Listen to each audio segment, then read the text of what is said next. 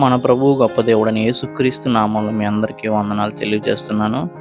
మంటలాది ద్వారా దేవుని సువార్త ప్రకటించడానికి దేవుడు మనకు అనుగ్రహించిన గొప్ప అవకాశం కాబట్టి దీన్ని చక్కగా వినియోగించుకున్న వారందరూ కూడా ధన్యులనమాట. అయితే మనం చర్చి ద్వారా క్రీస్తు సువార్తను ప్రకటించాలని ఎన్నో సువార్తలు తిరిగి మన ఛానల్లో ఉంటాయి. ఈ విధంగా మనం సువార్త ప్రకటించిన దేవుడు మనకు గ్రహించిన గొప్ప కృప అండి. ఒక సందర్భాన్ని తీసుకుని సువార్త ప్రకటిస్తున్నామంటే అది దేవుని సువార్త ప్రకటించడమే. ఎందుకంటే మనం సువార్త ప్రకటించిన అనేక చోట్ల అనేక విషయాల్లో భయపడుతూ ఉన్నాం. అంటే ఒక సందర్భం వచ్చింది కాబట్టి చాలామంది కొన్ని విషయాలు కూడా చెప్తుంటారు. ఇలా మట్టల ఆదివారాలు అప్పుడెప్పుడో జరిగిపోయింది, ఇప్పుడు చేయకూడదు అన్నట్టు విధంగా కూడా కొంతమంది సేవకులు మాట్లాడడం నేను విన్నాను. కానీ ఈ సందర్భాన్ని మనం ఉపయోగించుకుని స్వార్థ ప్రకటించడం అనేది గొప్ప భాగ్యం అని నా ఉద్దేశం అన్నమాట. ఏది కూడా మనం వదిలిపెట్టకూడదు. సువార్త ప్రకటించడానికి వచ్చే ప్రతి అవకాశాన్ని మనం సద్వినియోగం చేసుకోవాలని నా ఆలోచన. అయితే బైబిల్లో మత్తయి సువార్త 21వ అధ్యాయం ఈ విధంగా రాయబడింది. ఆ విషయాన్ని మీకు జ్ఞాపకం చేస్తాను.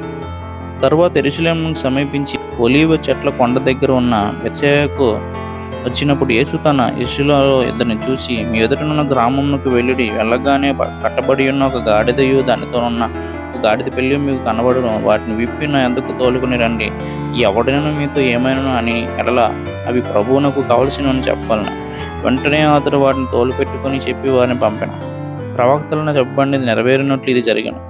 అదేమనగా, ఇదిగో నీ రాజు సాత్వికుడై గాడిదను భారవాహిక పశువు పిల్ల అయిన చిన్న గాడిద ఎక్కి నీ యొద్దకు వచ్చుచున్నాడని సీయోను కుమార్తె చెప్పుడి అనునది.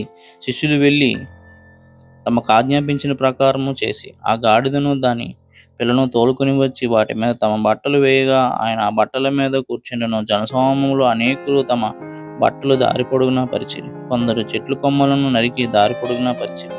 జనసమూహంలోని ఆయనకు ముందుగా వెళ్ళుచుండు వారందరూ వెనక వచ్చుచుండిన వారును, దావీదు కుమారునికి జయము, ప్రభువు పేరట వచ్చువాడు స్తుతింపబడును గాక, సర్వోన్నతమైన స్థలంలో జయము అని కేకలు వేయుచుండిరి.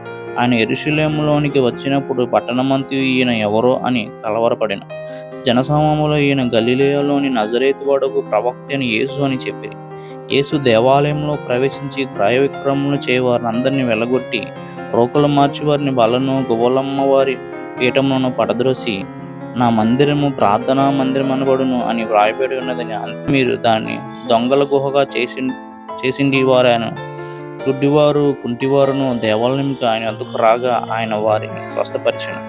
కాగా ప్రధాన యాజకులను శాస్త్రులను ఆయన చేసిన వింతలను, దావీదు కుమారునికి జయము అని దేవాలయంలో కేకలు వేయుచున్న చిన్నపిల్లలను చూచి కోపముతో మండిపడి, వీరు చెప్పుచున్నది వినుచున్నావా అని ఆయన అడిగిరి. అందుకు యేసు, వినుచున్నాను. బాలుల యొక్కయు చంటి పిల్లల యొక్క నోట స్తోత్రము సిద్ధింపజేసితివి అన్న మాట మీరెన్నడూనూ చదవలేదా అని వారితో చెప్పాను. ఇదే కాకుండా వేరే దగ్గర కూడా, వీరు కేకలు వేయకపోతే ఈ రాళ్ళు కేకలు వేయను ఆయన సమాధానం చెప్పడం మనం చూస్తాం అన్నమాట. ఈ విధంగా మనం చూసుకున్నప్పుడు సువార్త ప్రకటించడం మనకు ఎంతో గొప్ప భాగ్యం మనకు తెలుస్తుంది. ప్రభువైన యేసుక్రీస్తు కూడా ఆయన ఇదే మాట తన శిష్యులు చెప్పడం మనకు తెలుసు. మీరు సర్వలోకానికి వెళ్ళి సర్వసృష్టికి సువార్త ప్రకటించండి అని ఆయన తెలియజేశారు. ఆ బాధ్యత వారి మీద కదా, మన మీద కూడా ఉందని మనం తెలుసుకోవాల్సిన విషయం ఎంతో ఉంది.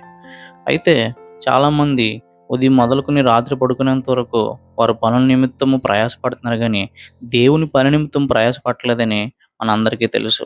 మన సొంతంగా మన గుండెల మీద మనం చేసుకున్నప్పుడు, అరే నేను దేవుని పని చేసింది చాలా తక్కువ, కానీ నా పనులు చేసుకుంటున్నాను, నా కుటుంబాన్ని పోషించుకుంటున్నాను, ఉదయం మొదలుకొని రాత్రి వరకు ఇదే జరుగుతుందని చాలామందికి ఈ విషయం తెలుసు. కాబట్టి ప్రియ సహోదర సహోదరులారా, నేను చెప్పే మాట ఏంటంటే, మన పని మనం చేసుకుంటూ దేవుని పని కూడా మనం చేయాలి. దేవుడు మనకు అప్పగించిన అది బాధ్యత అనమాట. మనం రక్షణ పొంది మనం ఒక్కళ్ళమే పరలోక రాజ్యానికి వెళ్ళాలనే ఉద్దేశం కాదు. దేవుడు ఇంకా అనేక మంది రక్షించాలని ఆయన ఉద్దేశం కలిగి ఉన్నాడు. మనతో పాటు అనేక మందికి, మన సహోదరులకు, మిత్రులకు, కుటుంబీకులకు మన సువార్త ప్రకటించాలి. ఎక్కడైతే అక్కడ పని చేస్తున్నామో అక్కడ కూడా దేవుని సువార్త ప్రకటించాలని నేను ఎంతగానో ఆశపడుతున్నాను. కాబట్టి మనం కూడా ఇలాంటి గొప్ప అవకాశాన్ని పోగొట్టుకోకుండా దేవుని సువార్త విస్తరింపజేయాలని, దేవుడు రాకడకు సమీపంగా ఉందని మనం తెలుసుకోవాలి. ఆమేన్.